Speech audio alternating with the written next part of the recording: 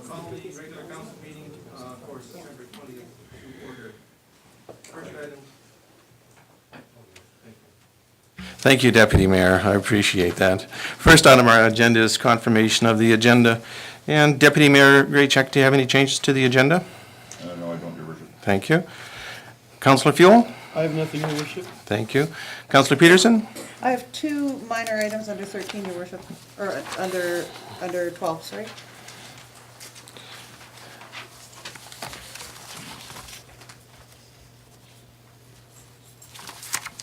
Councillor Sobel? I have nothing, Your Worship. Thank you. Councillor Blokeland? Thank you, Your Worship. I have two questions under 12.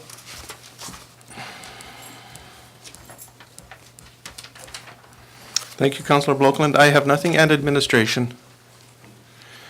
We have nothing, Your Worship. Don't you have an item that we... I'm sorry, yes, we do have something. I just had that feeling. Under 3.1, Community Builder Award, and then subsequently we'll move 3.1 to 3.2, New Business Welcome. Thank you. I'll take a motion to accept the agenda as amended. And so move, Your Worship. We have a motion to accept the agenda as amended. All in favor? Carried. Thank you. First item on our agenda is the Community Builder Award. The Community Builder Award is so that we can recognize in our community people and businesses that make our communities that much better, that make our communities that much stronger. And basically, when we have an opportunity, we can look back and see how much these businesses and these people have done.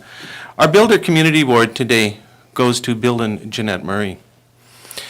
I have known Bill and Jeanette Murray for as long as I have lived in this town. I have seen how much they contribute to this community day in and day out.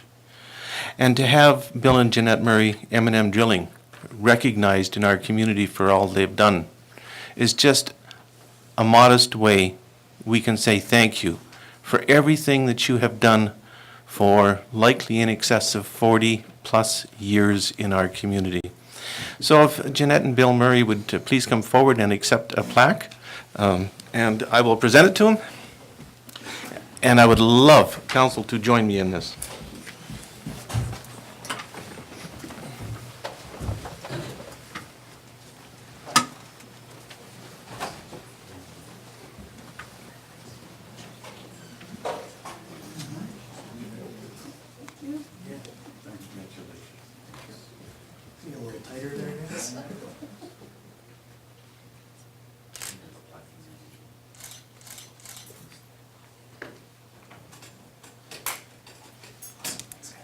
Can you look here, please? And you can smile with teeth, please. Thanks.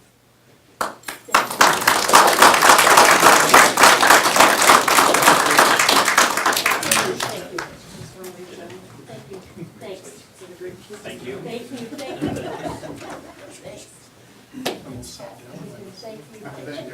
They keep telling us they're retired, but I tell you what, I see them working still. Well, we are tired.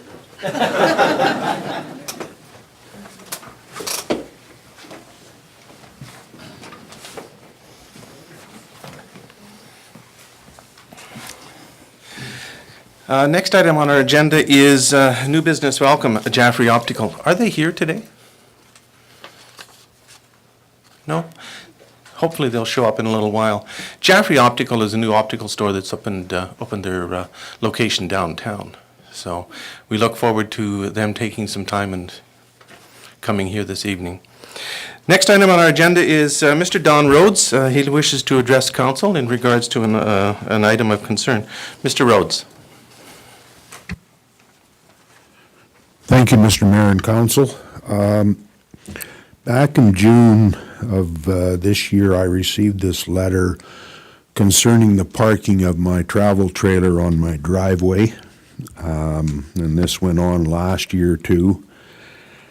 And this year they wanted it moved out of there by July 25th, along with others on our same street, which I went and talked to planning and development, and I got nowhere there. So I ended up talking with a couple of our local bylaw officers, and we had a good chat with them and made some progress, I thought. And they were going to forego the issuing of a penalty until later on, due to council being out for the summer. And then I guess there was more complaints still coming in about this same issue on, we're talking about bylaw number 14-11, in case you're interested. And that was fine. I agreed with them on that. And then a little while later, I got a call from one of the constables and said they were going to have to go ahead and press the issue to remove it by July 25th, which I did, and along with a couple of others on our street. So it seems to me like whoever is pushing this issue is only pushing one street in this town, and that's Strathaven Drive. Because all of us moved. I drove around town. There's trailers parked everywhere in front of people's houses. So why are they picking on our street?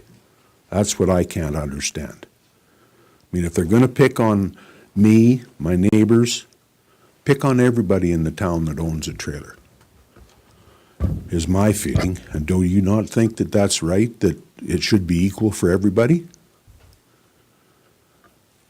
So we kept our trailer away from home for the rest of the fall, and I've now put it in permanent storage for the winter. A couple of things I do have, and I talked to the bylaw officers. In fact, it was one of them that suggested that we relax the bylaw for 5 months out of the year, from the 1st of May to the end of September. I thought that was a good idea. See if we could do that. And then one other one that I come up with to maybe solve this problem and keep everybody sort of peaceful and happy is there a way that we could permit these trailers to be parked in front of our houses on our driveways?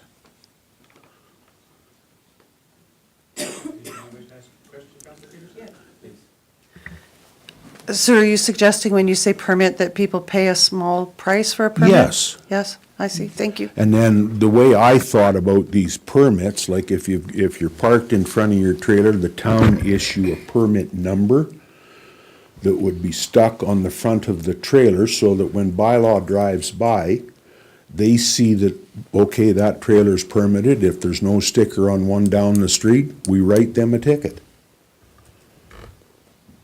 Is the way I had kind of worked it through.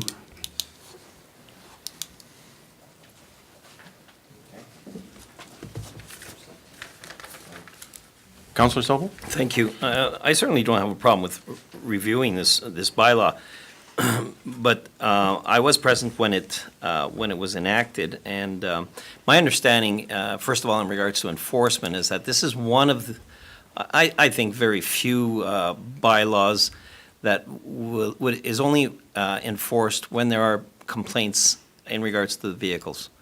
So that would be my explanation for why everyone else doesn't get ticketed or told to move, because they only act, and that's my understanding, act in regards to react to complaints that are made. And that specific issue about neighbors complaining, that was very, very clear when we enacted this bylaw, because the problem is that some people are very much bothered by trailers in the front of their properties. I'm not judging here. All I'm saying is some people, and it comes down to everybody has a right to be peaceful in their residence and to enjoy their property. And it was clear in the conversations we had with people who were pro bylaw at the time, that they were bothered by some of these big trailers that were parked in front all summer long, which went to the point of preventing sunlight on their property, because some of these units are quite big. So that was some of the history behind why the bylaw was enacted. There is a period of time where trailers are allowed on the property, in front of the property, and that's to allow people to unload and load for a weekend or a getaway. But council of the day just decided that it's best to keep these units parked on a regular basis away from the front of property. So I'm supplying that just for information, but, it's always Yeah, council's prerogative to review these things. I understand that, Councillor Sobel, but the way I look at it, if they're gonna pick on me, they better start picking on everybody in this town. I don't care whether it's, the bylaw was put in that way. I hear you.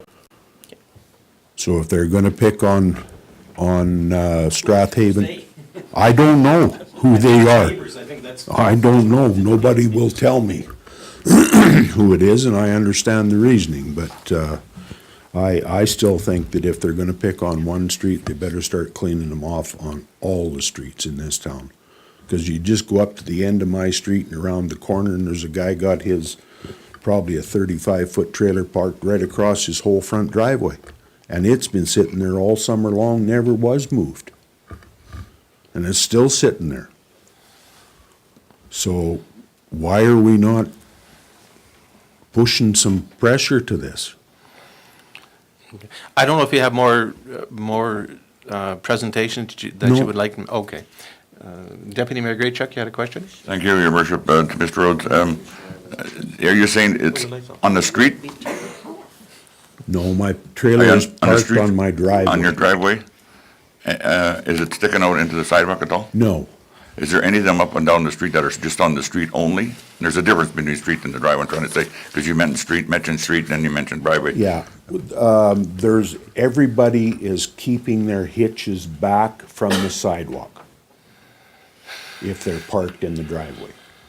Well, I thought the rules said that you can put some in the driveway.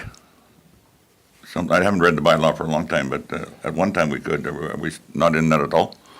I'm sorry, I thought it was. Yeah, no, it's not now. What used to be, yeah. Okay,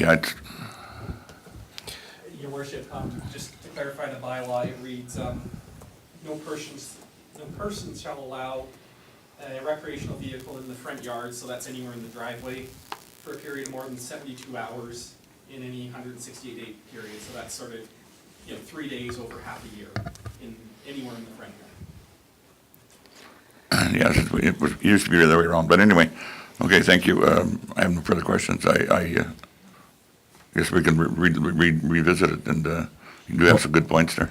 I would sure like to see it revisited, Mr. Mayor and Council, because this has been an ongoing thing for the last 2 summers now, and I figured that this is crazy, I mean, I could understand it if our trailers were pieces of junk.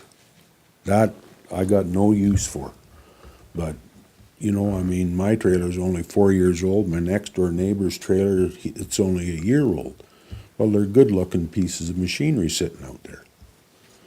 And as far as what Councillor Sobel said, as far as the sun, well, when you're living in a side-by-side duplex, that trailer is not hurting any sun at all. The only sun that is affecting is the sun that's going on my yard. It's not affecting the neighbor because they've got another double driveway right beside me, so that was to me a ridiculous thing, but is there any other questions? Yes, I have a couple for you. Yep. Councillor Peterson, please. Mr. Rhodes, I have a great deal of respect for community members who come forward with identifying problems and coming with solutions, and I really appreciate that. And I very much like your idea of seeking permits. I think that's a really creative, reasonable, and rational solution, because in seeking out a permit, people can look at those objections that Councillor Sobel identified, because not all properties would be the same. Right. And so they could, before issuing a permit, they could look into those things. And so I think that brings another level of reason. And when our worship has an opportunity to ask his question, No, I don't have- I'm prepared to move a motion, your worship, at Okay. your pleasure. Councillor Fuel has some questions. That's what I meant by I have questions. Councillor Fuel. Thank you, Your Worship. Through the chair to Mr. Rhodes. So, in your opinion, or in your view, would you rather the town move to a blanket or policy where everyone's treated the same, or it seems like you're kind of concerned about the complaint system where you feel like you're getting picked on? Well, no, I would like to see them move to the blanket system where if one goes, everybody goes. Okay.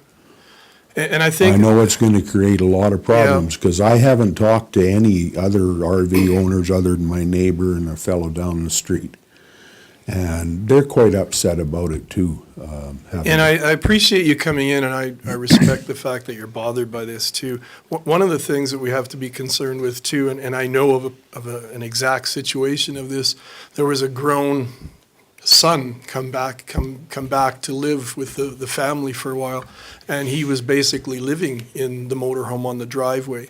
And I think that's something that we have to be careful of as a town too, that we don't open it wide open so that it can be abused by certain members of the community. So I do like the idea of maybe revisiting it, seeing if we can look at this bylaw and find something fair to work on. But we do have some concerns as far as managing the whole town and making sure situations like that where you have people basically living in a trailer on a driveway is something we have to be concerned about too.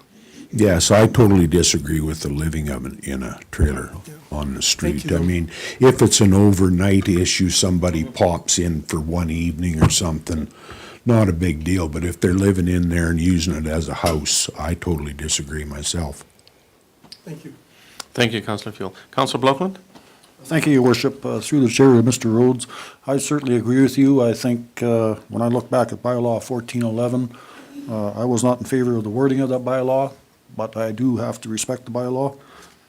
If I'm still sitting here past this next election next spring, I would certainly be very much in favor, as Councillor Fuel stated, we get this bylaw back in front of the next council. And I really like the idea of relaxing the rules a bit for May 1st up to September 30th. I think we can tweak this bylaw a little bit so it makes everybody happy to a certain point. You're never going to get 100% of the people satisfied, but I think we can do a little tweaking with it and address your concerns. I appreciate that. Thank you. Thank you, Councillor Blockland. Councillor Peterson, you want to make a motion? Thank you, Your Worship. I would move that bylaw 1411 be brought back to council for reflection and review at the most possible, earliest Earliest possible time, most convenient time, maybe. I know that you're very busy. And if I can speak to the motion, Your Worship? Please. In terms of bringing this motion back, I would like to look at the options for the relaxation, as Councillor Blockland mentioned, from May to September. I'd also look at the opportunity to use a permit inspection system within this process of this bylaw reflection and review.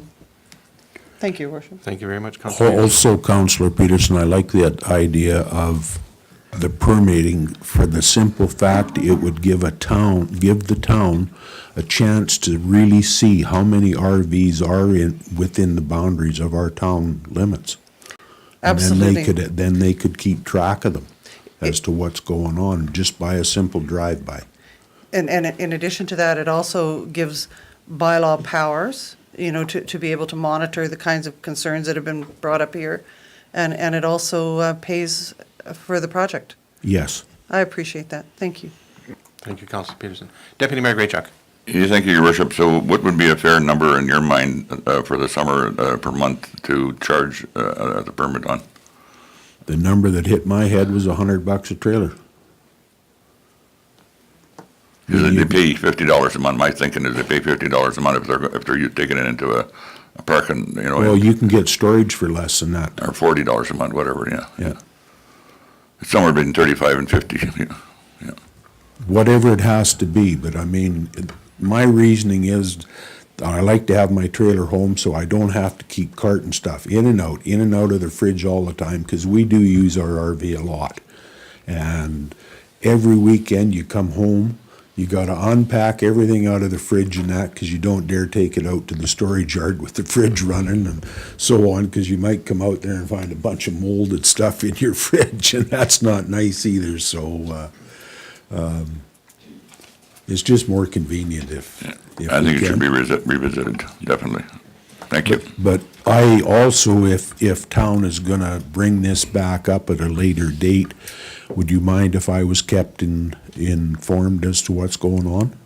Ms. Sawatsky says yes. Okay, I'd appreciate that very much, Council. Thank you. Thank you. Thank you very much for your information. We appreciate it, and there is a motion on the floor in regards to having that portion of the bylaw brought back for review. Is there any further discussion in regards to the motion? Seeing none, all in favor? Carried. Thank you very much, sir. Thank you, and all you councilors and that are running next month, good luck to you. Next item on our agenda is an item from administration, lending regarding the Marigold Library System. Oh, I'm sorry, yeah, well, I do that all the time, I'm sorry. Next item on our agenda is confirmation of the minutes of the September 6th, 2017 regular council meeting. We have a motion to accept the minutes as presented. Is there any discussion? Seeing none, all in favor? Carried, thank you. Next item on our agenda is the lending on the Marigold Library System. And Director of Corporate Services, sir, you have the floor. Thank you, Your Worship. The MJA contains provisions for a municipality to make a loan to a non-profit organization. The loan must be authorized by bylaw, the purpose of the loan, the amount to be loaned, and the minimum rate of interest must be contained within the bylaw, along with repayment terms, the term of the loan, and the source of the money to be loaned. From a cash flow perspective, the town has limited funds from which to draw. Reserve must be backed by investments convertible to cash within a short period of time. A loan receivable is subject to the loan terms and is not a cashable investment. The loan amount would be included as a borrowing in calculating the utilization of the town debt limit. Each $1 million loaned would increase the town debt by approximately 2.7%. With the town current debt, including the borrowing contemplated for the municipal offices, the town utilization of debt is approximately 37%. It is anticipated that the debt utilization percentage at the end of 2017 will be approximately 36%. With this factored in, the percentage utilization would move to approximately 43%. Alberta Capital Finance interest rates have increased approximately 1% over the past year. This is in response to the Bank of Canada increase in the overnight interest rate and increases in the interest rate in the marketplace just generally. It is anticipated that interest rates will continue to increase as the Canadian economy improves, moving ahead over a longer period of time. It's proposed that we would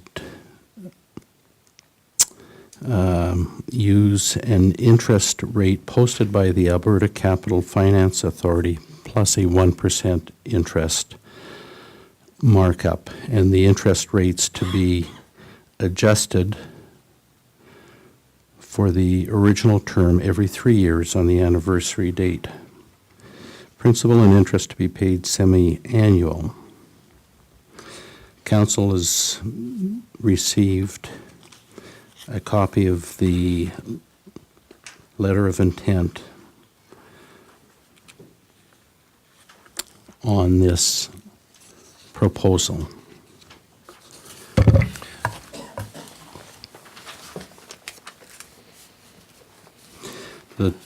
For the term of the loan, we are considering a term up to 20 years with principal and interest to be paid semi-annual, and the borrower may repay at any time without penalty. Those are my comments, Your Worship. Thank you very much. Deputy Mayor Graychuk. Thank you, Your Worship. Mel, could you explain maybe a little clearer to the public that this is internal borrowing, that we're not going to the bank to borrowing this, and it does make a difference as far as total dollars borrowed? Yes, we are anticipating that we would use existing cash available within the town, and it may require converting some of our investments from bonds currently being held by the town to this borrowing. And one of the securities would be, we'd be registered on title. It's anticipated that we would secure town interest by a charge against the property in the form of a mortgage. Thank you. Thank you very much, Deputy Mayor. Councillor Fuel. Thank you, Your Worship. Through the chair to Mel, I think the public will also want to make sure that since we're in a position that we can do this movement of money to help the Marigold system with their plans for the future, I'm wondering if you could also maybe comment on the fact that the Marigold system is very strong and secure, and their board has been moving it quite well forward, and the benefits of doing this kind of a deal, for want of a better word. Well, there's no question that the Marigold system does assist in the local economy. They employ quite a few people in the town. They have published financial statements, and which are audited annually, and they represent a good organization and a good benefit to the community. Thank you. Thank you very much, Councillor Fuel. Councillor Peterson. Councillor Blockland was well. Oh, I'm sorry, you're right, he was. Councillor Blockland. Thank you, Your Worship. Mel, could you explain to me, or the public, I guess, if it's not external borrowing, if we're doing this internal, through an investment that might get turned into cash, how does that affect and increase our debt ratio? Well, within the MGA requires any money borrowed or lent to be included in the calculation of debt. Okay. And so this forms, if we were to lend $2 million, this would form an amount over and above the amount that we currently borrow as a town. Your Worship, I wonder if I could ask a follow-up to Councillor Blockland's. I think it would add to it. Councillor Blockland, do you permit him to ask a follow-up? Yep, go ahead, Councillor. Well, I just wanted to add to your question. I think it might help. If we feel that the loan is secure and the group is very strong, following Councillor Blockland's comments about the debt ratio, would you consider that an artificial limit raise? That you've quoted it saying that we could go up to 43%. But if the loan is secure with a group like the Marigold system, I know we have to comment on it and state that that's our debt ratio, but in a way it's a bit of an artificial increase because we're being paid for that. Would that be fairly accurate?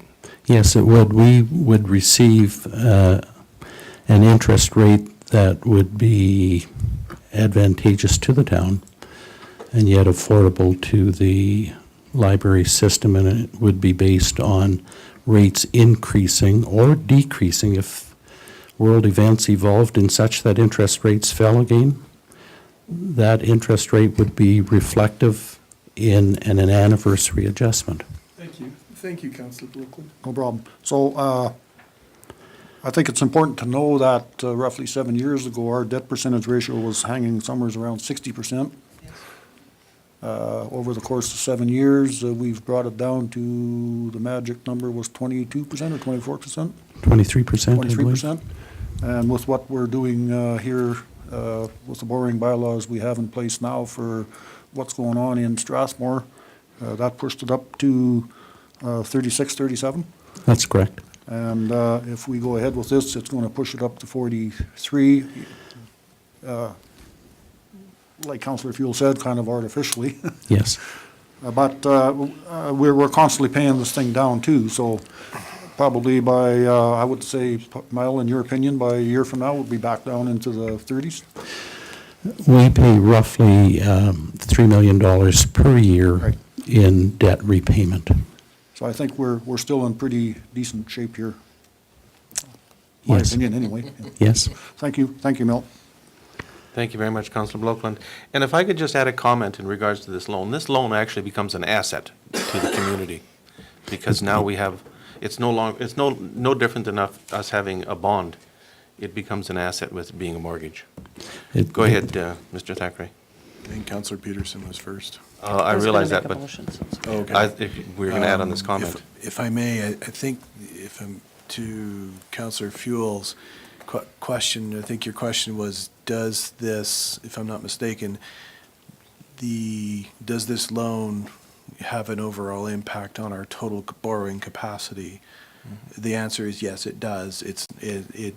We are just shifting some of our financial position to try and make it beneficial for both parties, and we believe this is a win-win for Marigold and ourselves.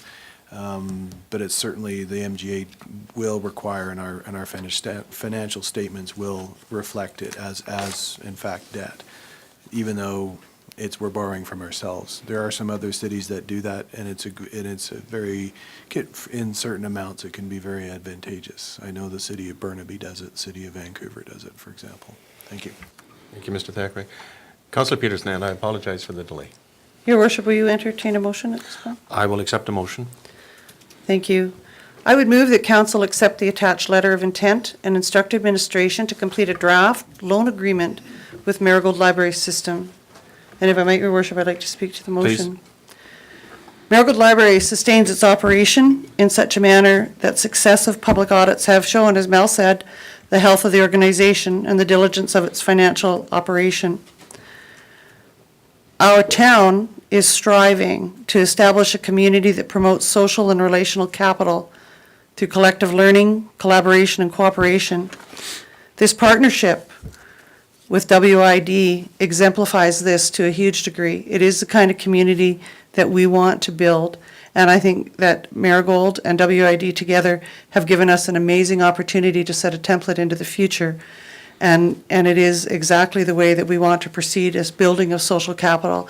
I'm really proud of our administration and the time that you've taken and the diligence in doing this. And I'm especially grateful to the mayor and councillors Graychuk for their work on this file, and most especially to WID and to Marigold. Thank you, Your Worship. Thank you, Councillor Peterson. Any further discussion? I will add a further comment. The provincial government is also throwing $3 million into this building that Marigold is looking at doing. They have will be giving them a grant to do this. And Marigold Library System has, and I'll stand to be corrected, approaching $2 million that they'll also be able to put into this project themselves. So this asset and this new library system building that they're looking at doing will be very, very beneficial to our community. And the community in Marigold Library System, if I remember right, there's about 44 libraries that use, 43? 43 library systems that use the Marigold Library System. So this will go a long way to share what we have in Strathmore with nearby communities. So I'm in favor of your motion, Councillor Peterson. Any further discussion? Seeing none, all in favor? Carried. Thank you very much, sir. Thank you.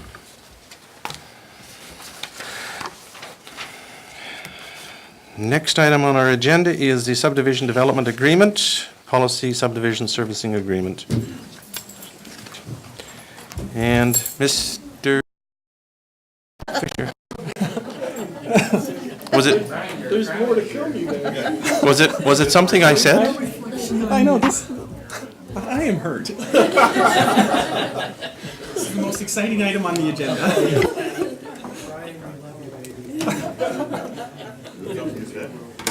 combines planning and templates. Come on.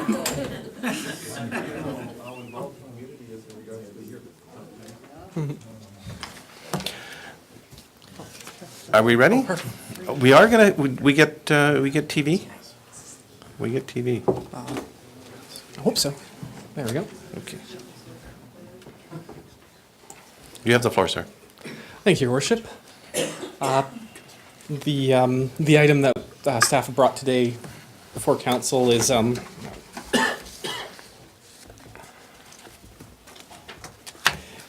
recommendation that council rescind two policies. Policy, and I do have it wrong in the template or in the presentation. My apologies.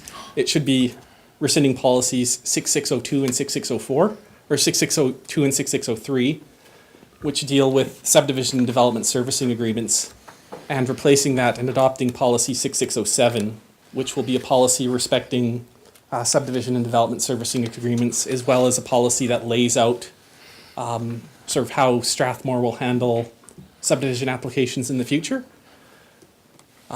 So that would, in effect, what council would be doing would be eliminating the old agreement templates, eliminating the old policies which sort of place the responsibility for developing these templates in the hand of council, and moving those into a policy which places that responsibility in the hands of the CAO, as well as adopting that policy 6607, which formally documents in a public fashion the steps that the planning department will take in terms of subdivision approval procedures. So the sort of genesis of this, a lot of this came from a number of places, specifically some of the concerns raised by staff about the way endeavors to assist were being dealt with, and some of the tracking mechanisms for that. Council will recall they gave staff direction in July to do that. So Warner Fisher undertook to review all that. And as we began to review that, sort of digging deeper into a lot of the servicing agreements and the development agreements, sort of found that these old templates weren't hanging together well. They were sort of older documents. The one hadn't been updated since 2004 and really looked to have been an update from a template created in about the 80s. And that was just sort of going forensically based on the software used. So these were very old templates, and they had a number of errors. For example, one of the old templates had a requirement that anytime someone was going to do a subdivision, and this would be larger subdivisions, that they complete the servicing 2 years before applying to the community with plans. This was just, it was one of those errors that had crept into a template and had been carried on, in this case, for a number of decades. So that was sort of a lot of the, as staff sort of went through that and as Warner went through that, recognizing that these old templates needed to be rewritten in such a way that they were more flexible. As well, a lot of the older agreements, and I think council has seen this a number of times over the past few months, have been written in such ways to really put the town in challenging positions in terms of negotiating. A lot of times, for example, services or things such as trails, roadway lifts, that sort of things weren't completed, and the agreements were written in such a way as to put the town in a position where it was really difficult to enforce on these, in terms of either the bonding the community was holding or some of the language, some of the deferrals in there. So put the town in a tough position to really ask for the best for a lot of the new subdivisions going in. And then finally, of course, the endeavors to assist. So those agreements that were signed as part of these to have one development, upsize services to service another, really weren't working well in the old agreements.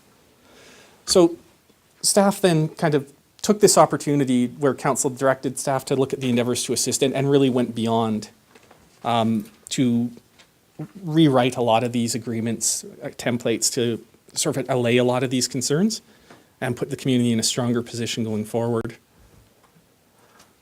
So the templates have been largely rewritten for sort of what we'll call legislative compliance, clarity, to make them more readable, to make them easier to administer, as well as adding some better language around special conditions, which is where a council has made a request of a developer as part of an approval where it isn't sort of traditionally based in the template.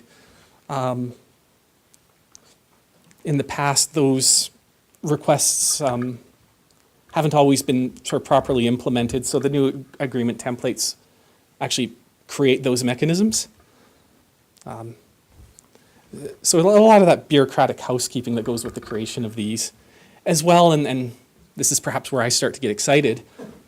One of the things, I will skip ahead in the process here, that council has undertaken, both with sort of the corporate action plan earlier this year and then the development services review in May, was council identified a number of values that they felt were key to administration in Strathmore. And so staff began looking to these values, and specifically in this instance, respect, transparency, and predictability through the corporate action plan.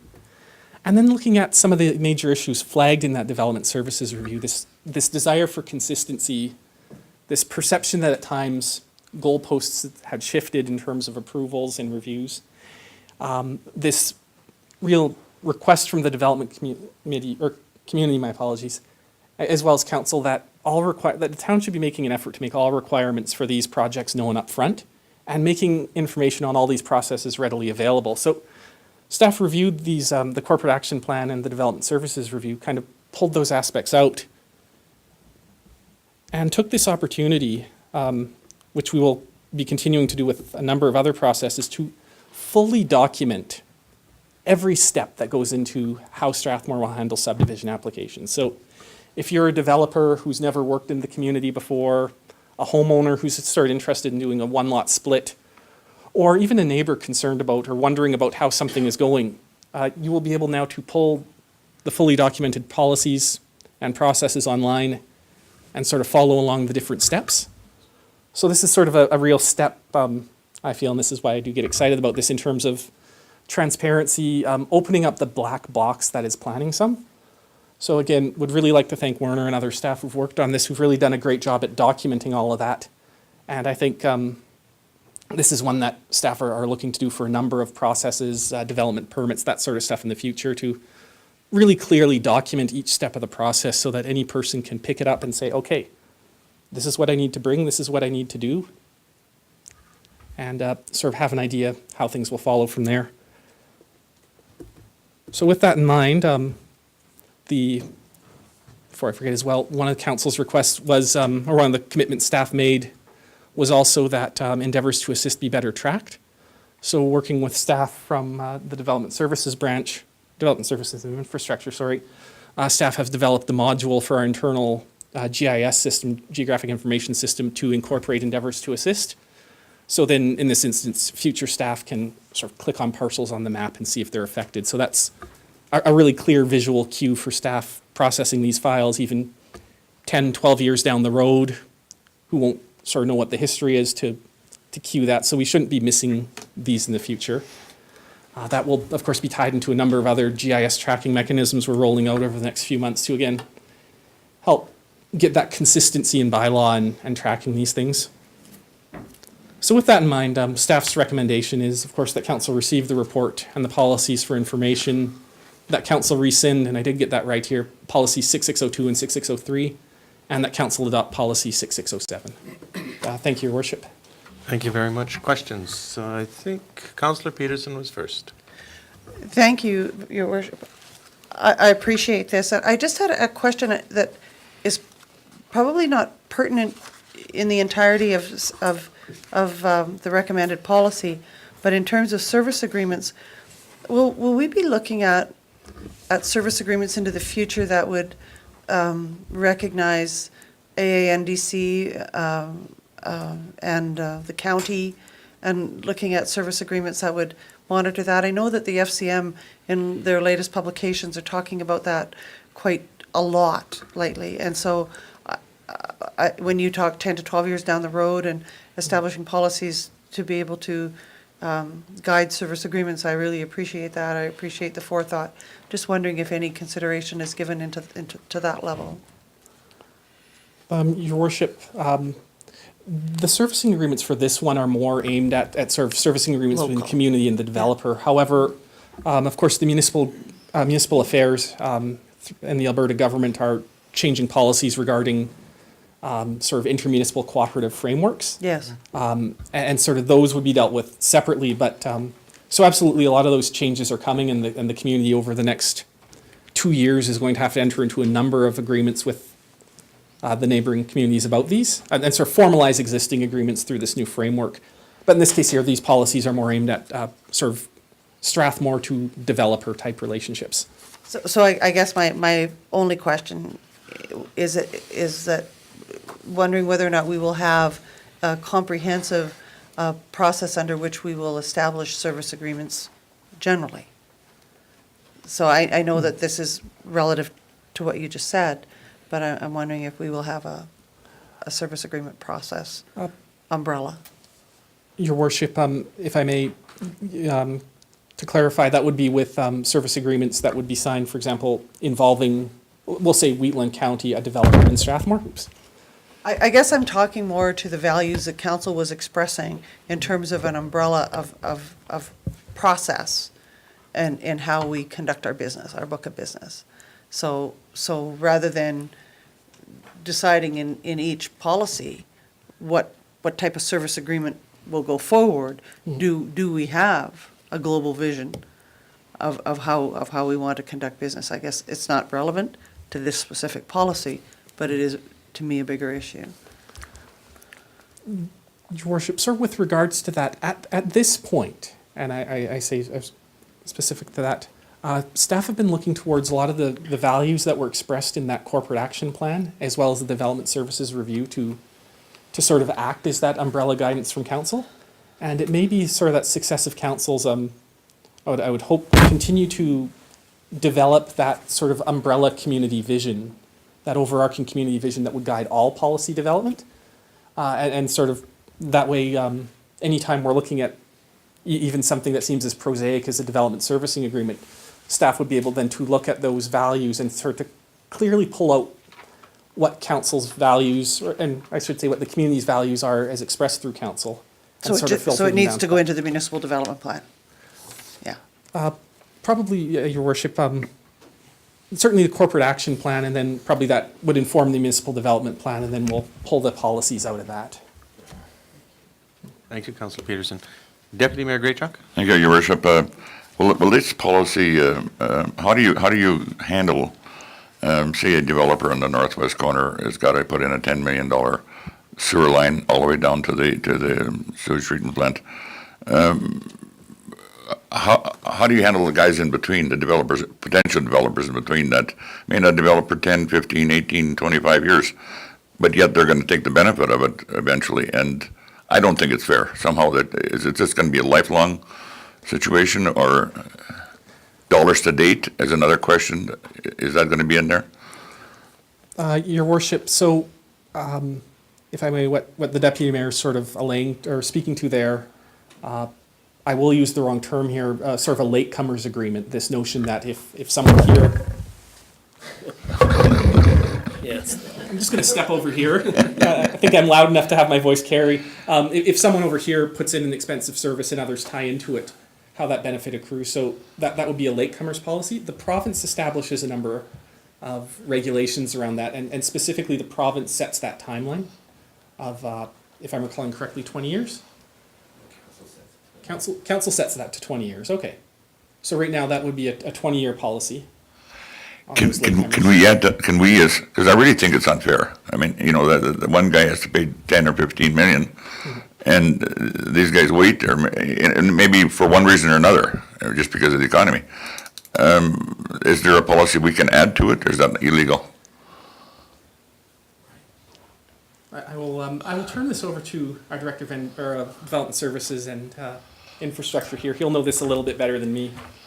So in general, Your Honor, we try to worship. He is honorable. He's an honorable. Sorry, I was practicing early too. I just want to know why you've been in front of judges all the time, Mr. Now it's just fun. Okay. Call it what you want. So you can see I'm a little red now. How to embarrass me. What we were trying to do is on these bigger projects where there is multi-million dollars, we're trying to put those into off-site levies. Those are going to be community, where in general, my philosophy, if it's more than 3/4 sections benefit from it, that should be an offsite levy. And we should bring those, and it should be funded that mechanism versus an Endeavour to assist. So what we're talking here, what you're talking about, a lot of that would, if he's got to build a big trunk that goes around the whole town, $10 million, that's a lot of money, right, for one developer to pay. Now, if he's building a lift station that services 3/4 sections, well, that's probably reasonable, where that big one, that big trunk should probably be in an offsite levy. That's where we have to, in order to keep development to occurring, we won't develop if that's the case. If it's $10 million for 1/4 section, so that's where the plan is to go with those. This is in the actual Endeavour is the stuff that if I put a lift station that services this quarter to the north, quarter to the south, they're gonna benefit from that. That's how I'm gonna recover. But the major servicing won't be covered if it's developed in 15 years for the developers away. That's the intent. Like we don't want to. I want to be able to have a reasonable chance that developer is going to get his money back in 20 years. If he's not going to be doing that, then we are oversizing our infrastructure. Okay, and now is that dollars to date? Like, and if he develops it in 15 years, is that yesterday's dollars or today's dollars? When we do an Endeavour to assist, we want to keep it as simple as possible. We're going to be in today's dollars, the days that they actually build it, we're going to actually do that. And over 20 years, it's going to be the same say it's $10 million today. In 20 years, it'll be $10 million. But that $10 million won't be worth that. Because I didn't really want to have a increasing balance. It should be decreasing balance with time. Because they're not getting, I don't want to go all the way up here and then all of a sudden like this. It should be kind of a decreasing. So the term deep servicing, does that include lift stations? Yeah. So that would handle the situation we're in right now. Thank you. Thanks, Mark. Thank you very much, Deputy Mayor. Councillor Sobel. Thank you. Great ideas here. I really like the idea of the openness and the availability of the whole system to be available to everyone. So it's great. My only question comes in 4.3 on the responsibility, and it's specifically subsection A, which states the director should ensure that this policy is reviewed on a regular basis. Great idea, but I know where this sometimes ends. It's what is the regular basis? Was there any thought to putting this on a biannual or every 3-year automatic review? Your worship, with regards to that, there isn't that included in the policy. It's certainly something that could be even just simply saying reviewed on an annual basis. Okay. There is a requirement that the Director of Corporate Services review aspects of that on an annual basis, but sort of the whole policy there isn't. Okay. So would you want that in there? Is that a recommendation as an amendment to this policy? Your worship, if council were to add or make that recommendation, I think it wouldn't hurt the policy. Thank you. Yeah. Go ahead, sir. If I may, some of these policies have been reviewed for 20 years. And it is, pardon my language, a hell of a lot of work. So to try and do it once a year, I think would be setting ourselves up for failure. If we just did this once every 2 or 3 years, then I think it would be appropriate. The city of Calgary, for example, reviews them every year, but then they have a staff of about a dozen people who do nothing but. So I think the intent is great. I would love to see this reviewed every year, but realistically, I've been here for 3 years and they haven't, this is the first time we've done any sort of a review. So I would just ask you to keep that in mind. You know, in response, I don't really care what the period of time is, but I know what regular review sometimes means every 20 years, and that's not good.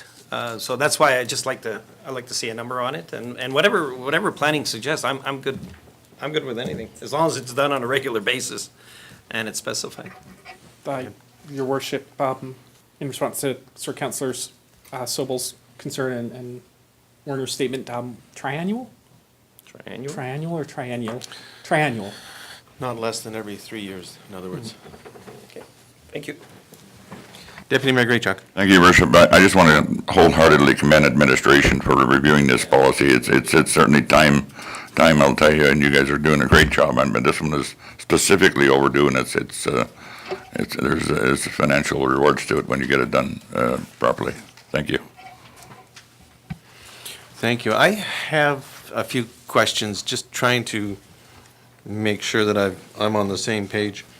Under 5.3C, and I have to look at my notes here, and I'm wondering if we need to be more specific.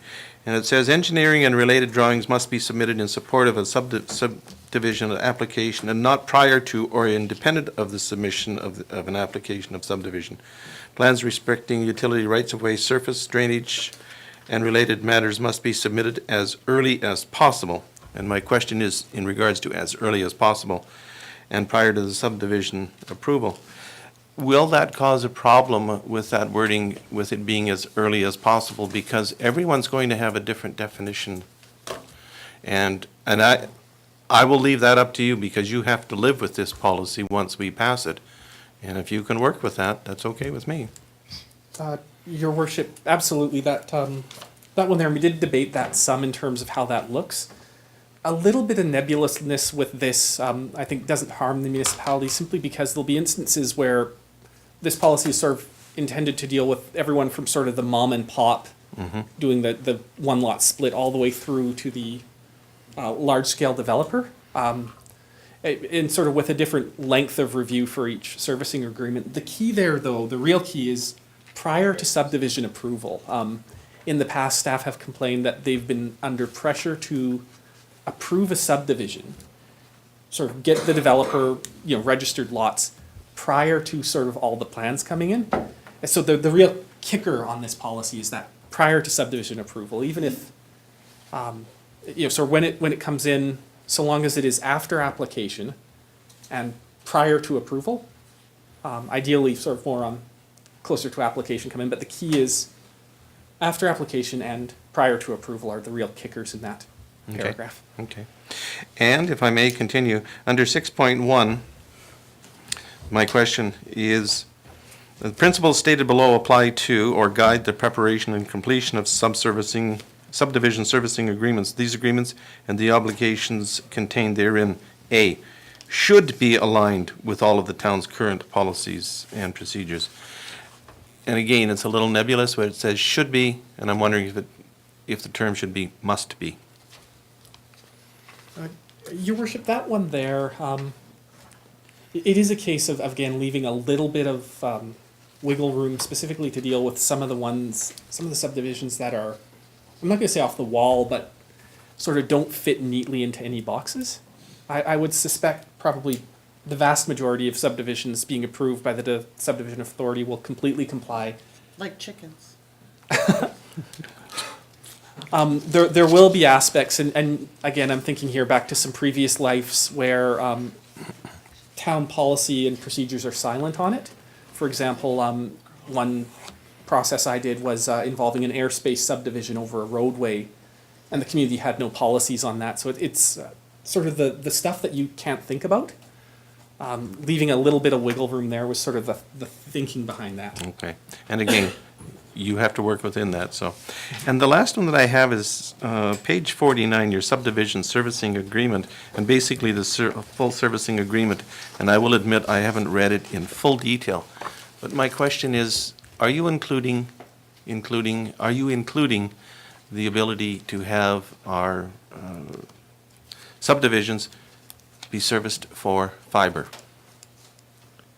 Your worship, with regards to that, and that is part of sort of the reason that staff are recommending this being moved from council approving all amendments to these templates to the CAO being the approving, is because right now there's no flexibility to, for example, when that comes in, and again, working with some communities in BC where TELUS has asked that we begin putting those requirements in, that all new subdivisions be fiber ready, so we implemented that. Right now, this draft agreement doesn't include that, but one of the goals of sort of moving this to be a more flexible and more frequently updated document would be that if the municipality does begin receiving pressure from that, it's a fairly quick process to suddenly add, or to quickly add, and that it be fiber ready. So at this stage of the document doesn't, but it sort of opening up the flexibility on these allows this community to be a lot more nimble in terms of addressing sort of emerging things like fiber ready.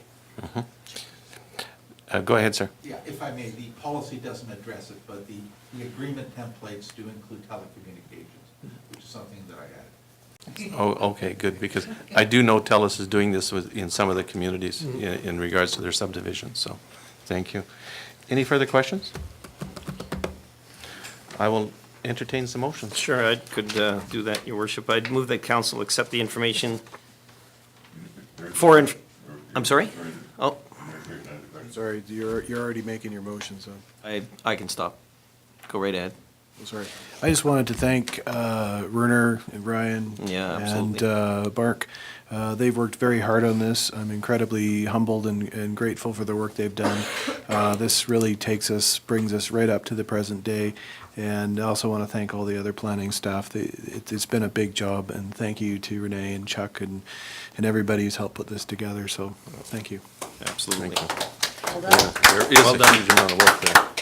Councillor Sobel. Your Worship, I would move that council accept for information the report from administration detailing subdivision development agreement policies, and that council rescind policies 6602 and 6603, and further that council adopt subdivision development agreement and subdivision servicing agreement policy 6607 with amendment.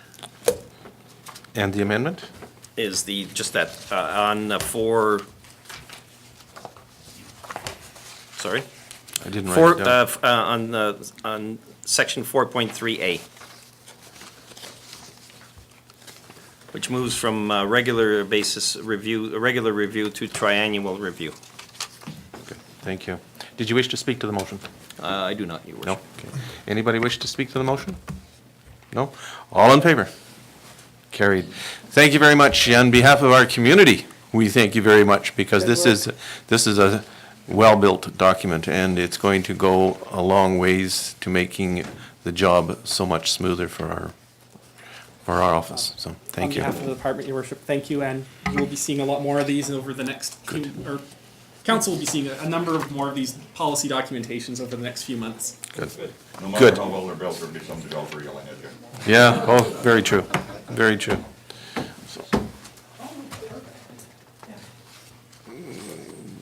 Do we want to turn that off? Next item on our agenda is the the curbside solid waste and recycling carts. And sir, you have the floor. Thank you, Your Worship. I wrote it down this time. Thank you. When you say Your Honor, I feel like I'm at home, so. Just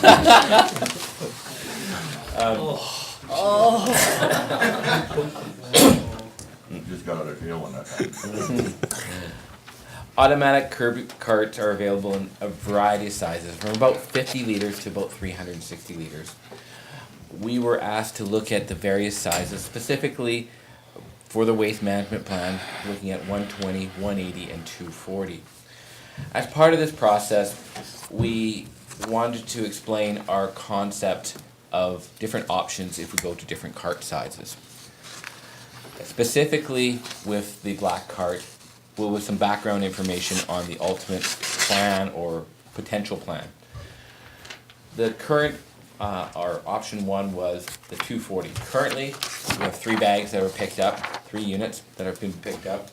The plan for the automatic was to bring in, the first option one would be to bring in a large 240 black cart to start with for the first 4 months until we got the green carts. We would then roll out a 120 liter cart with a option, user choice option to yet to be determined by council. And then ultimately, when council decides, or when it's most appropriate for the community and based on our values, we'd bring in a new stage, which we would convert that large 240 to a blue cart and bring in another small or variable size black cart. This will be kind of a user choice agreement is kind of the idea, but ultimately the plan right now, the standardized would roll out a cart and then have some user choice for there's some user costs. But at the end, the system would look like we'd have At the start, we'd have a big black cart, but at the end, you'd have a smaller 120 liter, a 120 or variable size green cart, depending on the user's needs, and then a large 240 mil blue cart, or a black cart with a blue top on it. We'd actually convert our black cart and be environmental stewards. Another option would be if we started with a 180 liter instead of the 240. So we have the 3 bags now. That'd be converted on day 1 to a 180 liter. That's approximately 3 bags, approximately, large kitchen bags. Then we'd go again to a 120 green cart roll up with an optional user choice size, depending on their needs. And then ultimately we'd go to add a third bin, a 240 mil recycling bin for the larger size. Now there's still some variables and user choice and flexibility, but that would be the program then would be a 180 or 180 black, 120 green, and a 240 blue cart. So those are the kind of different sizes. But again, these are all based on the user choice program that we want to implement, which we will be bringing forth some more communication on for the community. But the innovation here is by having the larger size at the beginning and then convert, like on the current program, the 240, we believe that idea of taking that for that first 4 months, when that's the only cart you have, you give it a little bit more capacity because there's going to be some challenges and some variables, and then ultimately have that converted to our recycling, I think is one of the great ideas that we've come forward with their unique situation, the way we're implementing it and council's going. We brought forward some of the information on various vendors and their costs and associated warranties, so the various options. And so we are looking forward to council's decision on moving forward with this. Thank you very much. Are there any questions? I'll take a motion, Councillor Peterson. Your worship, I would move that council approve the Director of Infrastructure and Development Services to begin negotiations with IPL to procure only the 240 litre black carts as identified in the TOS 2017-37-02 curbside waste recycling carts, with the understanding that our community will have a future user choice option. Any discussion? Deputy Mayor Graychuk. And I like the motion, I just want to know if there should be a timeline on that so that everybody knows when it's going to end. The 240, we will immediately start negotiations with delivery for the January 1st, the IPL. And then are you referring to the green carts? No, I'm referring to the actual motion. There should be a timeline as to when this can be completed so that the person, H&H knows what to, shouldn't there be a timeline on that? The purchase of the Like, that this agreement be completed by December 10th or 5th or whatever. the delivery of the carts be delivered prior to be delivered to the homeowners prior to January 1st. And this agreement, don't you want a date on this agreement completed by? With the two parties involved? I just think that, in my experience, you've got to have dates. Am I wrong? Just trying to think how to word that. May I interrupt for a quick second? If we give them the authorization to do the negotiation, and they know the timelines that they have to operate within, and they're not going to get those negotiations done in time, they're going to be coming back to council and advising us well in advance, because they know, administration knows the timelines that we have here and the deadlines we have, so. And just saying, under legal contracts, you've got to have timelines always. We will be putting that into the agreement. Okay. Councillor Sobel. Just one quick comment. I think it's important for the public to be aware that our service provider will be under an automated curbside retrieval system for waste starting January 1st, which is why we really have to get going on these bins, just by way of explanation. Thank you. Thank you very much, Councillor Sobel. So we have a motion on the floor. No further discussion? Okay, go ahead, Councillor Peterson. I think it was certainly mentioned before, but worth mentioning again, that the IPL solution was by far the most comprehensive, the least expensive, with the best guarantees overall, that was something that we decided to live with. Agreed. Thank you. Councillor Bulkland. Thank you, Your Worship. I like the way the motion reads. Is there going to be some references to how we're going to pay for these? Where's the money coming from to pay for these things? Coming out of our waste management, our current garbage. Tell us If I where it's may- coming from. Go ahead. Financial stabilization. So do you need that in the motion? Does that not have to come back to us? Once the agreement is made, Once the dollar figure is? Yeah, that they might have to come back to us for approval. We're not approving an amount right now. Okay, good. We're just approving the negotiation. Yeah. Okay, We're good. good. Thank you. Thank you very much, Councillor Bulkland. No further discussion. All in favor? Carried. Thank you. Next item on our agenda is automated curbside solid waste and organics collection and disposal. Town of Strathmore, 2017-4301. Sir, you have the floor. Your Worship, the automatic curb and solid waste organic collection disposal Town of Strathmore 2017-43-01 was placed out for RFP. We received several bids. We've done a value-based, a comprehensive evaluation of the value-based RFP, and based on the objectives and values of council. The automatic curb and solid waste organic collection and disposal will commence on January 1st, 2018 in a 5-year agreement with the opportunity for a 2-year extension for curbside collection of solid waste and organics from the town's own standardized collection carts and disposed to a approved facility. The solid waste manual pickup and disposal contract will expire on December 31st, 2017, with no option for renewal. In addition, this program includes costs for additional bag program and community education program over the life of the service of this contract. It is recommended that Council approve the Director of Infrastructure and Development Services to enter into negotiations with the preferred value selected proponent, H&H Huckstead Enterprise Limited, based on our requirements of the Waste Management Plan RFP TOS 2017-43-01, and the proposal from H&H Huckstead based on the proposal from Huckstead, valued at $3,591,362.44 plus GST, with the intent for the Director to bring forth an agreement for approval to Council in October. Thank you very much. Questions? I'll take a motion. Councillor Sobel?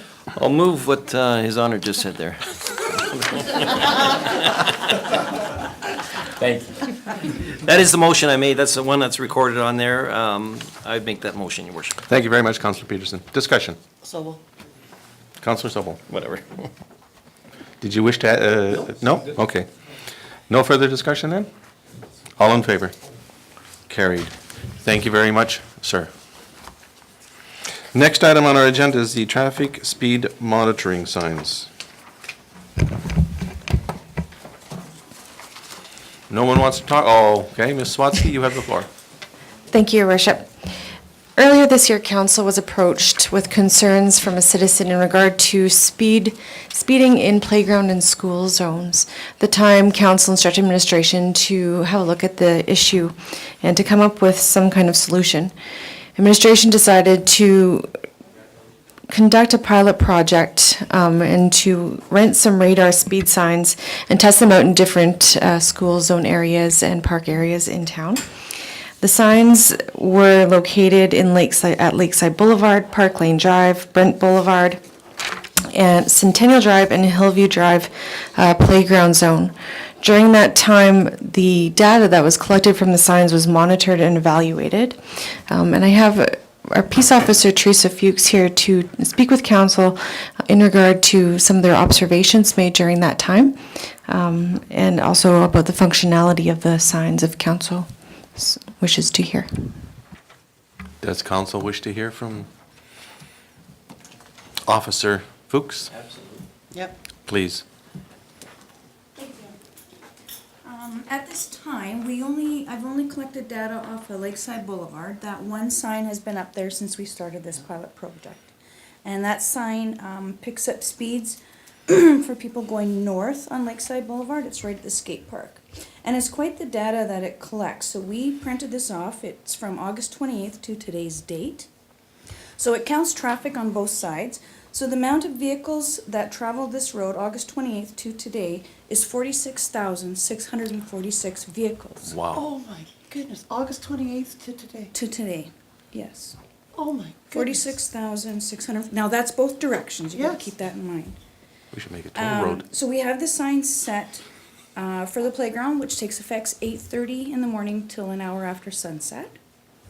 So, and we have the sign set to flash at 1 kilometer over. So they flash your speed, show you. The strobe light flashes at 35. So now it's really giving them a warning, slow down, slow down. So out of the 46,646 vehicles that traveled the road, now keep in mind, it's counting cars that are speeding at 31 kilometers. There was 564 in violation over the 30 kilometers, but that could only pick up 1 kilometer over too. And we can run logs that'll show us every 15 minutes for speeds, every 30 minutes, hourly, daily, weekly, monthly. And I think it's really good data that we pick up. It does show maximum speeds. There was a maximum speed for this time on Lakeside, and the speed was 83 kilometers an hour, but that was at 2300 hours, so that was 11 p.m. So that could have been an ambulance. It might have been a police car at that time. But the maximum average speed for that time period was 35 kilometers. Average speed for all those vehicles going north. So the one on Brent Boulevard, we had a little bit of mix-up. It's quite a schedule to put in for school zones because we have 3 different times. So we think we've got that all set up now that it's recording properly. We do want to talk to Fox Signs and see if we can get more accurate data, because when people are coming into this zone, they could be going 35, and then they see that flash, or 43 flash, and then they go, oh, playground zone, slow down, and then it'll pick up a speed. So we'd like to get speeds when they actually enter and when they leave, and we can't collect that data now, but I think these are excellent signs. We've had lots of comments about them. One lady, I believe, would like them back on Parkland Drive. Some people would like them back there, so we're just kind of switching them all over town where we get some concerns with speeding.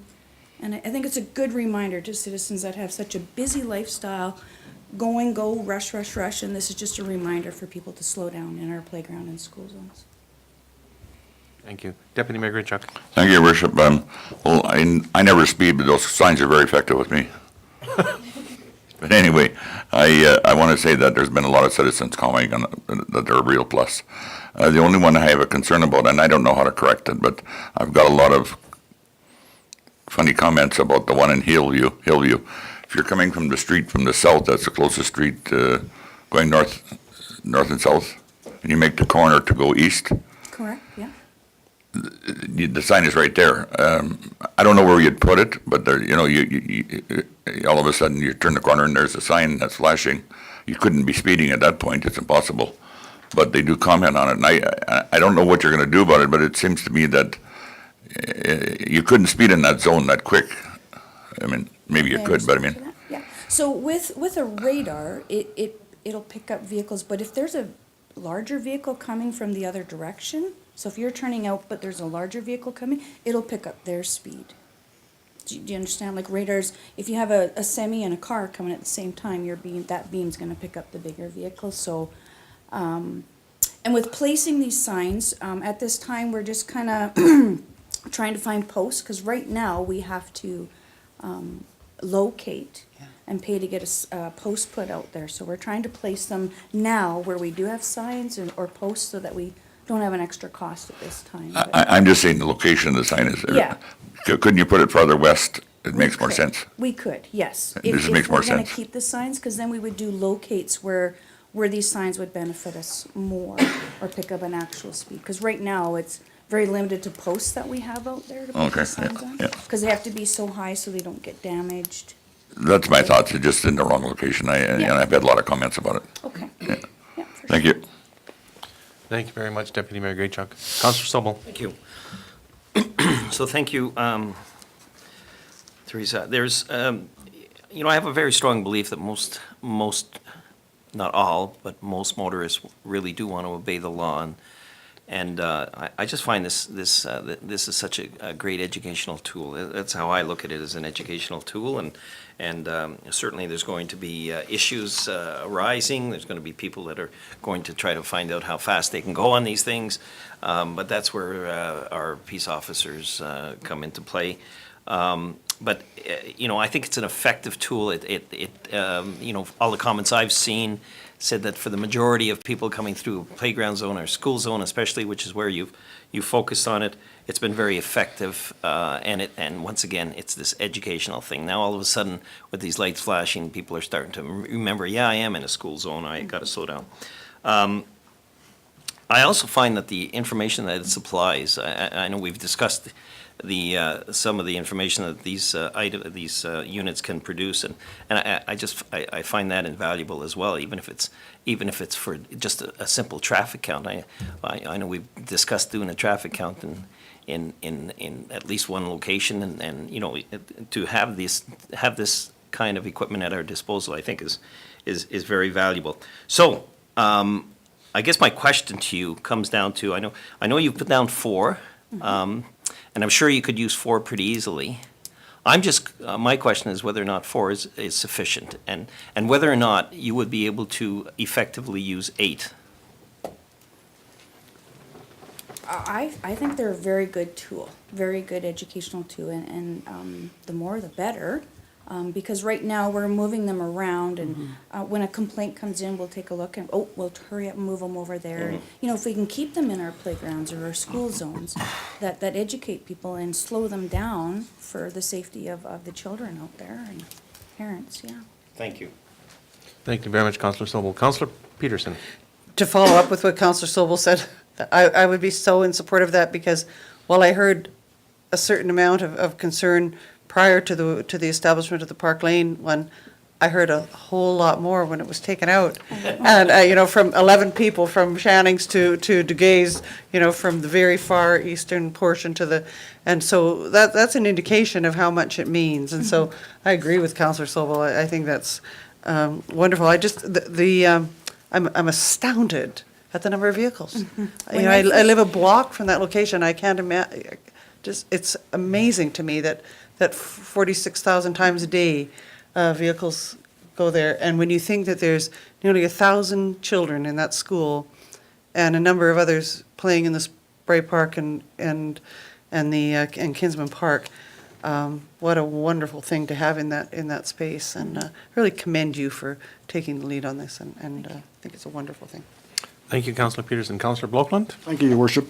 Teresa, the sign you're talking about there by the splash park, and I realize you just finished explaining you have to have poles in the right places. But I would like to see that sign backed up if you can find a pole. Towards the fire hall? Yeah. Yeah, I agree. And what you're saying is, and it's happened to me too, you're thinking about something, you're driving along and you're looking down, you're at 35, 36, 37, and okay, right away you slow down.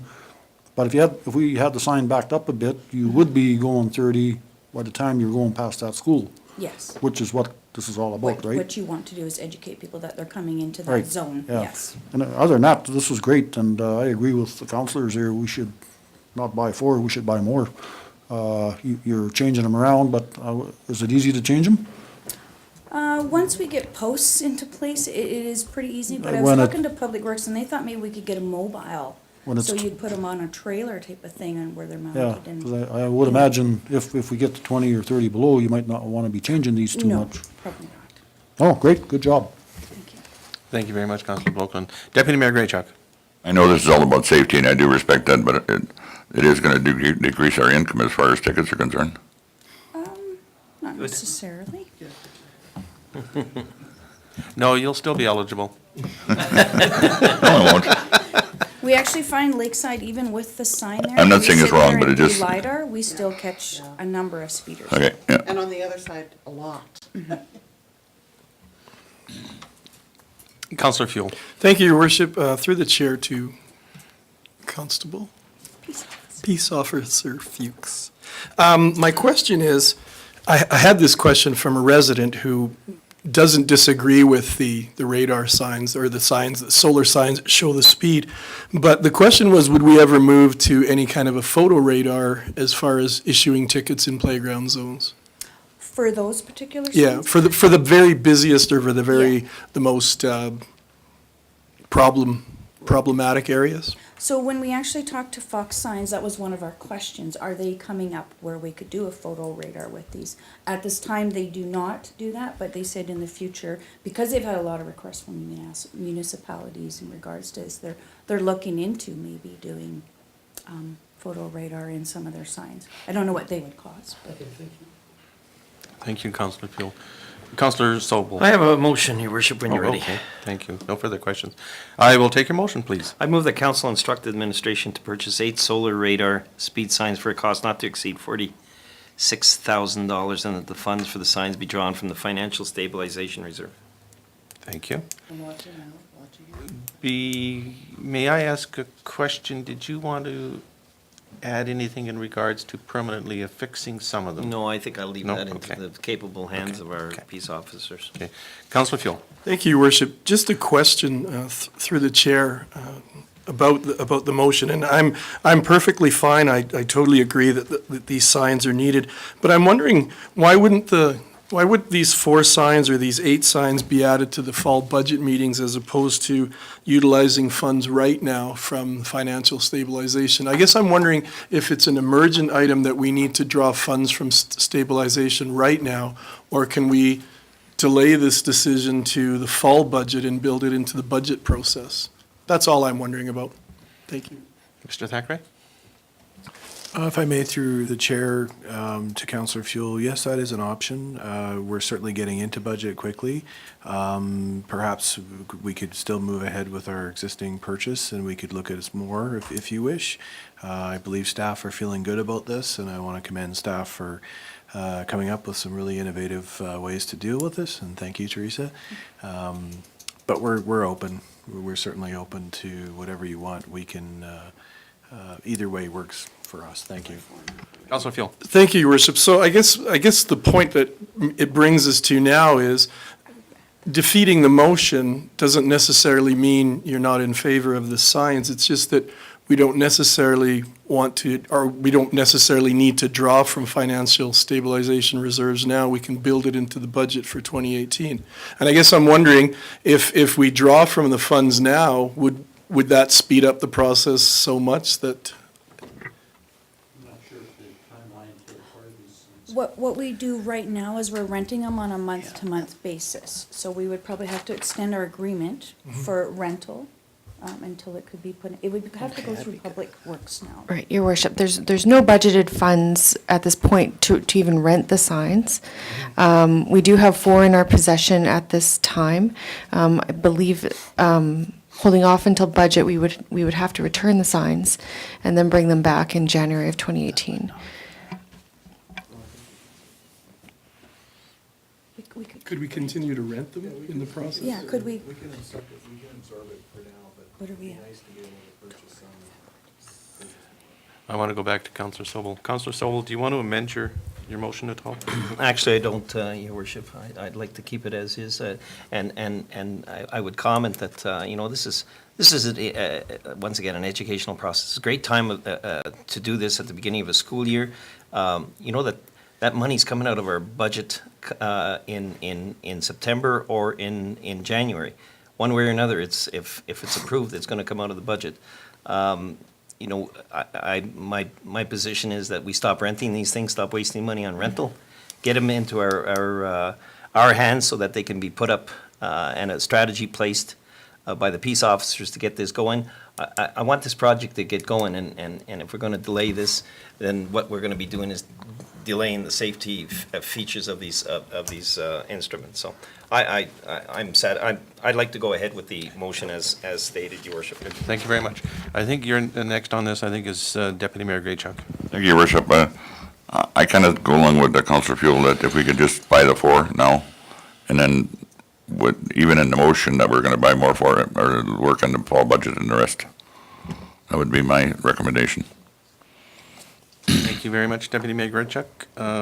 Councillor Blokeland. Thank you, Your Worship. Most of my questions just got answered here, but might I ask the CAO what our rental charges are on these things? It's one moment, please. I want to thank staff for reminding me too of some other points with this rental, so. I had, one moment, please. It is, go for it. So, Your Worship, it costs $1,400 a month to rent the 4 signs. To purchase each sign is about $4,400. Thank you. $1,400 a month for 4? Each, I think, and then. $1,400 a No, month Your each, or Worship, that's total. Okay. Yeah. Oh, in that case, I would tend to like Councillor Fuel's suggestion and delay it till the budget. Thank you. Just continue renting them, by the way. Okay. Councillor Fuel. Yeah, I guess as a follow-up, you know, I'm totally for the principle of adding more signs. I just didn't know if we dipped into or requested or took from financial stabilization reserve, if that's going to be all that much faster than just budgeting it in anyway. I know there's going to be a need for more of them. It's just, I guess I just thought if we add it into the budget, it's going to be coming for 2018 anyway. Thank you very much, Councillor Fuel. Councillor Peterson. I would just speak in favor of the motion because it just makes sense to do it now. It's in front of us now. Spending the money, spending $43,000 now or spending it a month from now seems ridiculous to take the time and bring it back. Just do it. $43,000, my goodness, we've go over budget on that. I think 46 much yeah. GST. But yeah, who's counting? Yeah, so $46,000, to me, it's a really small amount for the huge amount of good that it's going to do. And a month from now, we bring it back and just cause another level of bureaucracy when we could just dispense with it now. And if I may ask one question, should council decide to purchase 8 signs tonight, are you able to place them and make use of them immediately? We would have to talk to Public Works and get, we do have some locates in for some posts to be put up, but we certainly could get them out. But it would be through Public Works now. If we purchase the signs, they'll be turned over to Public Works. Okay, good, thank you. So, we have the motion on the floor, and if I let Councillor Fuel speak to it again, he'll speak twice. That closes the, but Deputy Mayor, I think, is allowed. I don't think you've, trying to keep track. My just question is that, how long does it take to order them, and how long could you get them? How long does it take to get them? I'm trying to think how long it Well, we already have 4. It didn't take you very long. It was a month, maybe, not even. It was, they actually brought them right out from Medicine Hat. 2 people drove them out, come out, showed us how to set them up, got our program set up on our computer, and we had them out within 3 days. So I think it was a couple of weeks, maybe a month. Thank you. Thank you very much, Deputy Mayor. Councillor Fuel, did you have one? I guess I was just wondering if the speed of getting the signs is the same for renting the signs and purchasing them, because if we're going to... And my second question is, do you think it's emergent enough that we need these signs right away? Or ordering them or budgeting for them in late or in November is... Good question. I really like the signs. It's we would like to see them out and around every playground, school zone that we could put them out. We could wait till budget, we could continue renting the 4 that we have. It would be nice to have the 8, but I understand what you're saying. The 4 work great right now, and the citizens are happy with them, and Seeing as those were questions, that wasn't entering into the debate. Did you have some questions, Councillor Blokeland? Not so much a question, Your Worship, more a statement. It seems like all these council meetings, every 2 weeks, we're continuously buying this or buying that, and we never budget for them in the first place, and this financial stabilization thing is getting a hit all the time.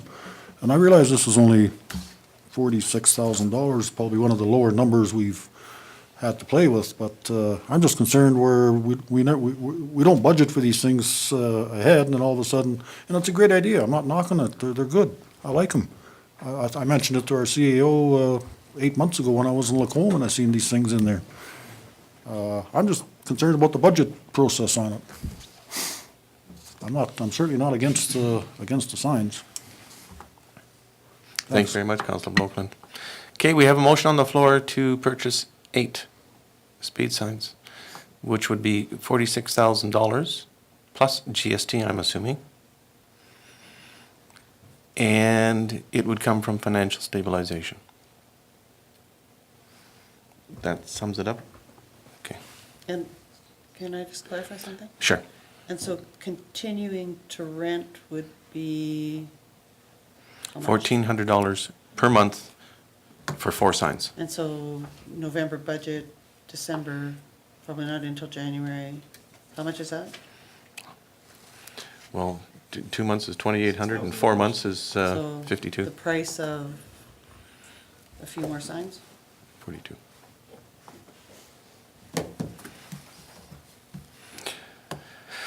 So we have a motion on the floor to purchase 8 signs. All in favor? Opposed? What's tied? Lost. It's lost.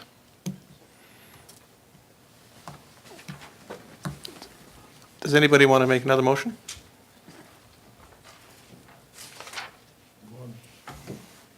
Purchase 4 signs. Yeah. Your worship. Go ahead. Okay, go whichever. Councillor Fuel? Oh, I was just going to ask a question if, By all means. if this can be referred to the fall budget process. No. Or you could actually have it as a motion to have 4 signs instead of 8. Maybe that's a little easier to take. What's your desire? Again, it comes back to how emergent you think of this is as far as getting these signs immediately, or can we get by with the budgeting process? Mr. Thackeray? If I may, I realize that there's support on council for doing it, and we do understand that these things ought to come through budget. Given the time of year and we are having success with them, and we are on a rental program, I would like to recommend 4 signs if council's amenable, and refer the rest of it to the budget discussions because at least we'll keep the process moving forward. And we'll have some more data too in a couple of months. We'll be able to provide more public education if council is amenable. And I know the staff would like to move forward with this. So that would be my recommendation is 4 signs. And in the discussion with our Director of Corporate Services, we can take a small 23,000 K impact on a financial stabilization, which is very stable at this time.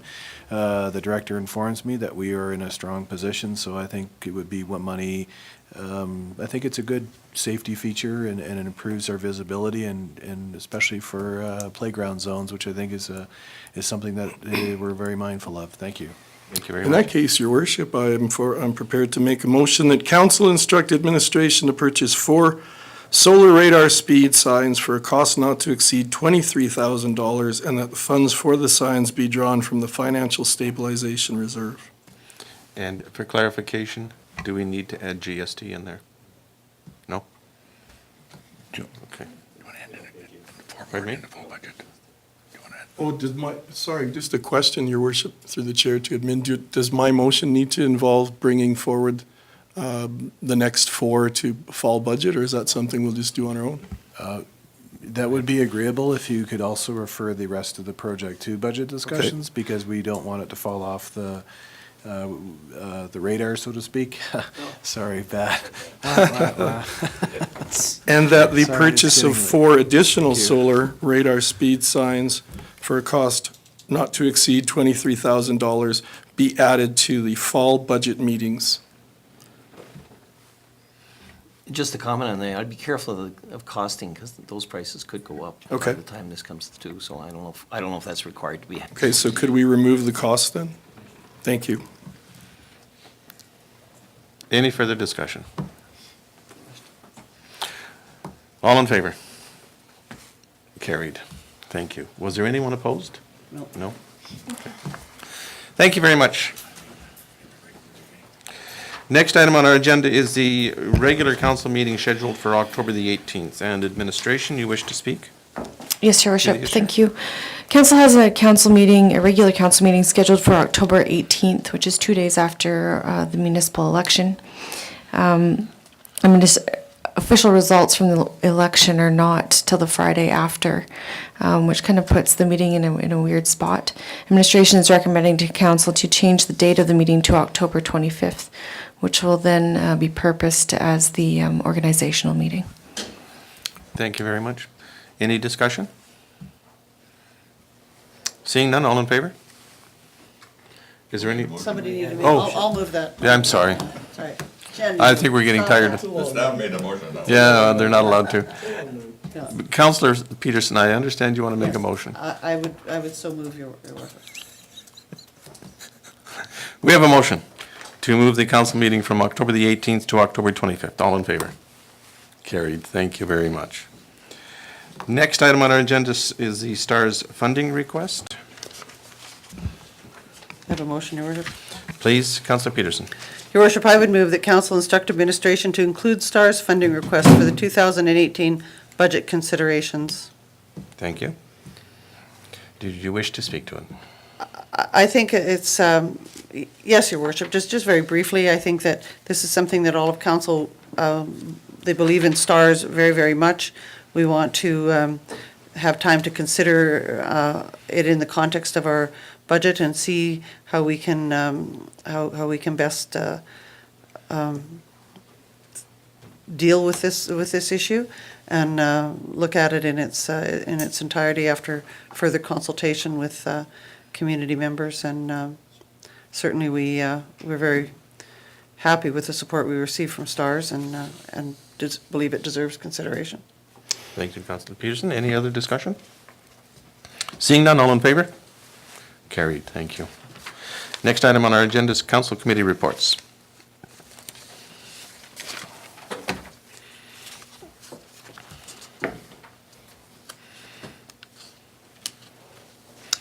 I'll take a motion to accept the, we have a motion to accept the reports for information. All in favor? Carried. Next item is reports from councillors from committees on which they sit. Was there anyone, 8? 8:33.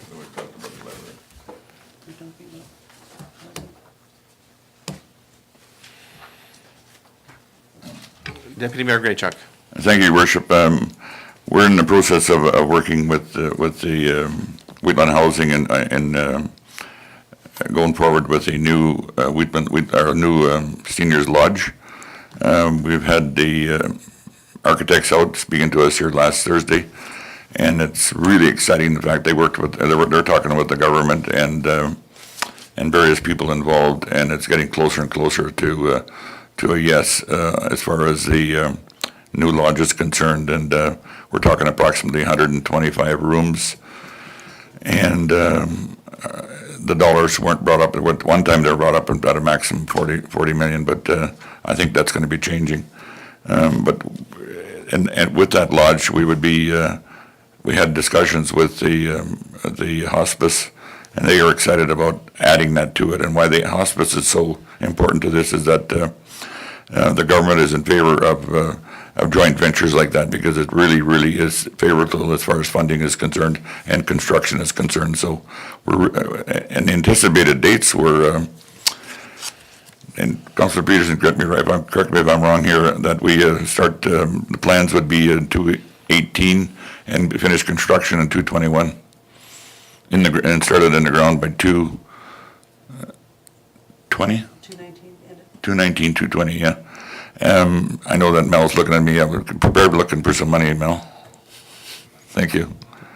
But, and where is it located, we don't know yet. That was discussed, and as far as location, it's still under review.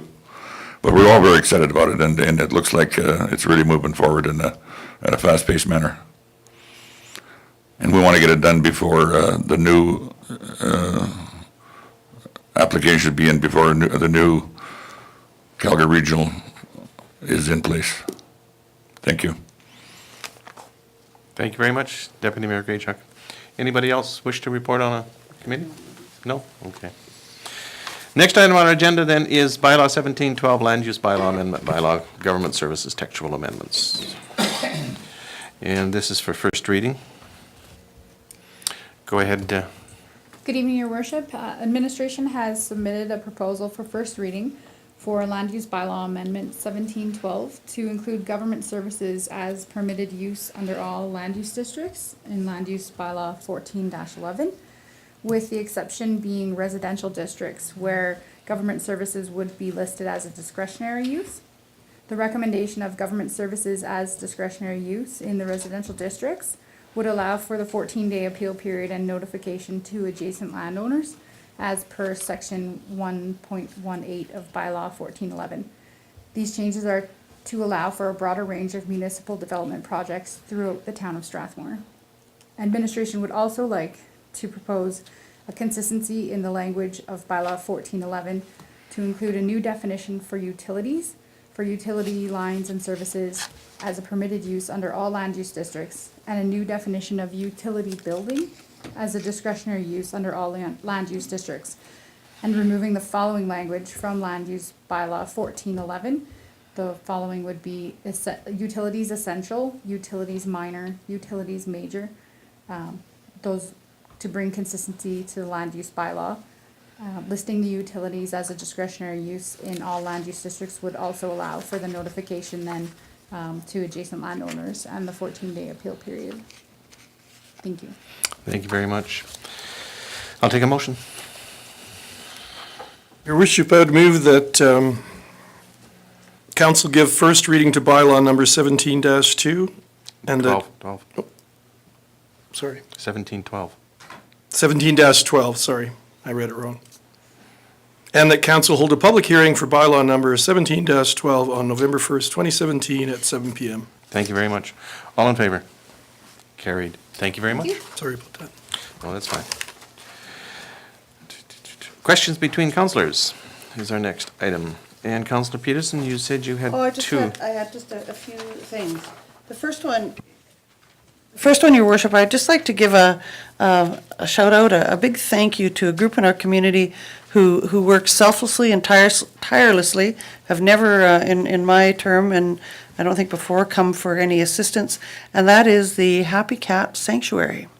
And I heard recently, the other day, how many hundreds and hundreds of cats they take in our community and rehome and look after.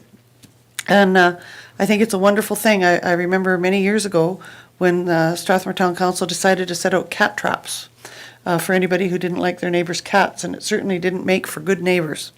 And so this group has come along. They provide a wonderful service to community, which isn't widely recognized, and I really want to thank them for that.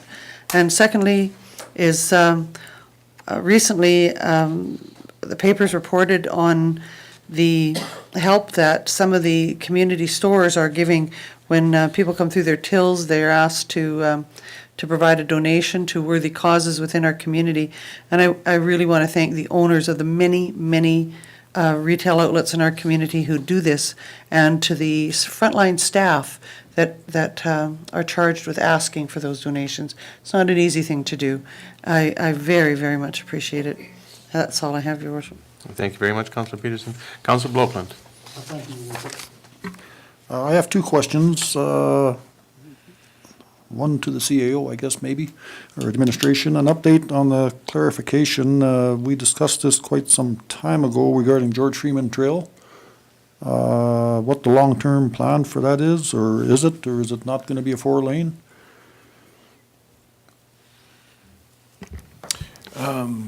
Through the chair, in answer to Councillor Blockland, it's my understanding that George Freeman Trail is intended to be a 4-lane road in the future, but the future is still quite a ways out, I think. Yeah, quite a ways out, but it is intended to be 4 lanes.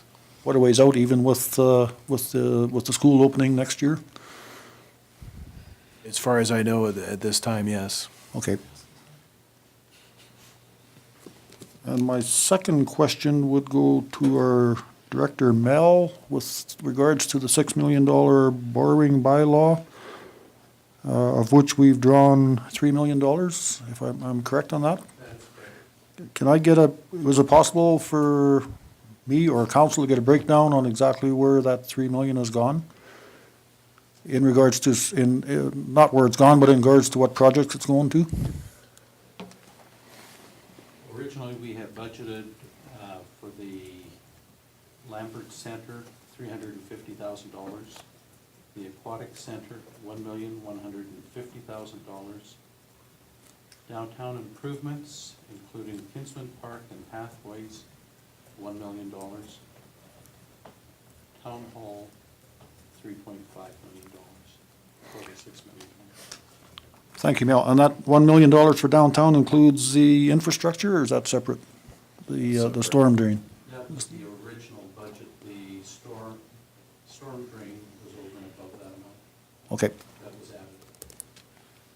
So the storm drain was, that got increased by That was added earlier this summer. right. That was not included in the $6 million. Right. That's not in the $6 No, million. it's actually being drawn from our storm sewer reserves. I think MSI? I think it was MSI. I thought it was MSI. Yeah, I think it was MSI. Okay, so when you say $1 million for downtown, that include Kinsman, the pathways and the pavilion? Is that part of it too? No, the pavilion was separate funding. Okay. Yeah. We could certainly talk, there's a few grants that we've applied for our 150 projects, as well as MSI, our own source funds. Okay, I think that answers my question. Thank you, Mel. Thank you, Councillor Blokeland. You had something, Deputy Mayor Graychuk? Yes, thank you, Your Worship. Just to follow up with the Councillor Broken, the bridge, is that designed for a 4-lane on, Oh, yeah. it is, with the walkway separate? Yeah. Okay, and can you let me know how much is spent so far on the new town office, the anticipated new town office?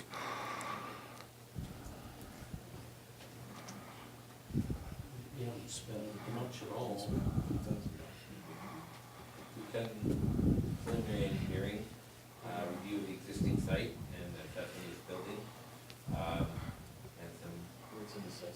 just some assessments at this point, and they're just getting our RFP ready. So how much was it approximately? Just your guess. $25,000-$30,000. Okay, yeah. I mean, I still have issues with it, I'm trying to say, and will it be brought back to council? Or is it just a go and we don't have any more say? I believe council's already rendered a decision on this. The new council can certainly review it, but at this point, there hasn't been very much money spent because we're still putting together some of the materials, so it's up to, as far as we know, we're moving ahead. The reason I ask that is I don't remember a specific motion saying that we are gonna develop this town land, this for the new office. Is there? I think so. Okay, I could be There is a wrong. motion. Okay, thank you. And, okay, Keep going if you had something further. maybe it's under administration inquiries. I want to make a administration inquiry as to what we can do. Are we gonna do that too? Well, if you wish, go right ahead. That's, yeah. Everybody that wanted to speak under questions between councilors and their statements is completed. So if you wanted to do something under administrative inquiries, by all means. It relates to the contracts being let, and I realize that we have that east-west agreement, or what do you call that agreement? Yeah. Is there a way we could develop a policy that would be more fair to the local businesses who pay taxes, who have a point system, rather? The local business who pay taxes here, who have more employees here, who do a lot more for the community here. And it was touched upon a bit tonight in some of the other contracts. And also that, most importantly, that they be notified at the same time, personally, at the same time as being led to the East-West Agreement. So just through the chair to Councillor Graychuk, we are already on that. We are going to put up a link on our website which will notify of any procurement, RFPs, tenders that come up, which will also be posted on Alberta Purchasing Commission.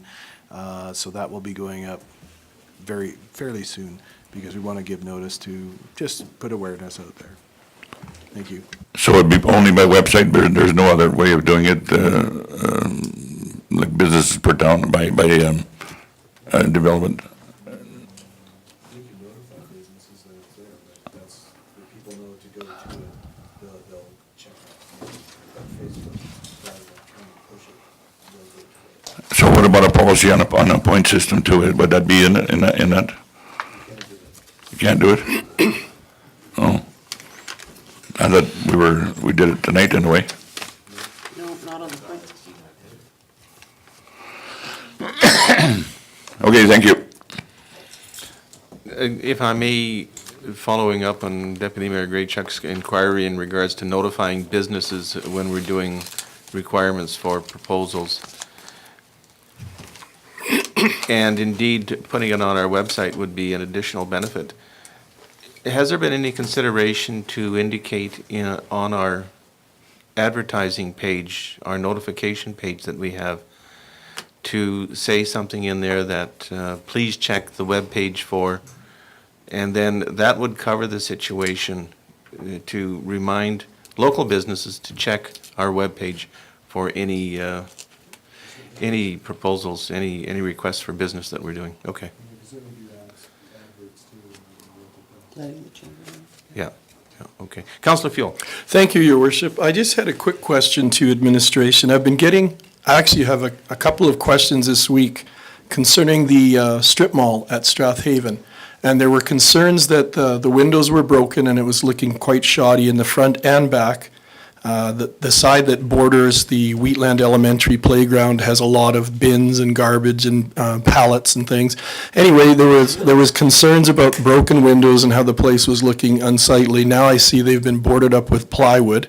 And my question to administration is, can we find out what the plans are for that Strathaven strip mall and just how soon the owner developer is planning to do something with the site? Thank you. Thank you very much, Just Councillor a Fuel. question through to Councillor Fuel. So you just want us to find out what the future development plans or sale or whatever it is, and we'll just to.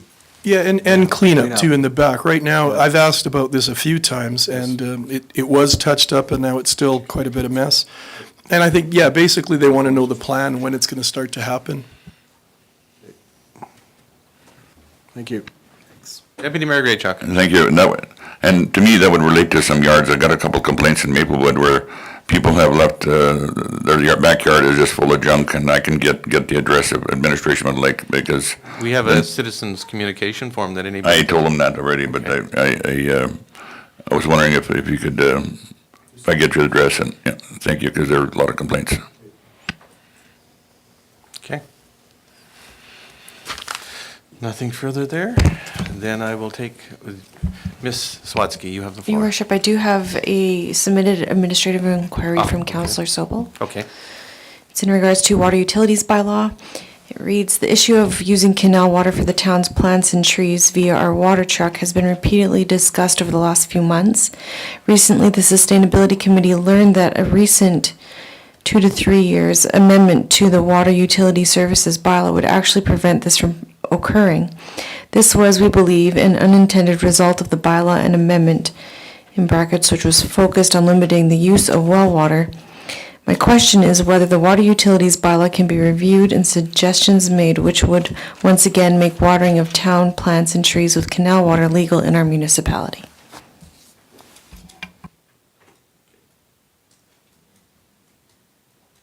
And you'll be reporting back to Councillor Sobel or back to council? Council. Okay. Thank you. I have a question just related to that. By all means. Don't we water soccer fields out of the canals and? All right.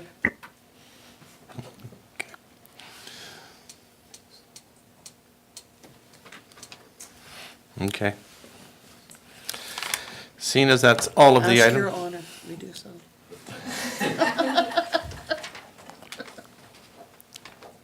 Did you want No, to you further can't. No. research the question? Okay.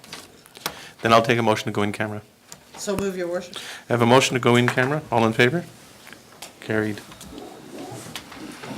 And we'll take a stand up and stretch. Monique,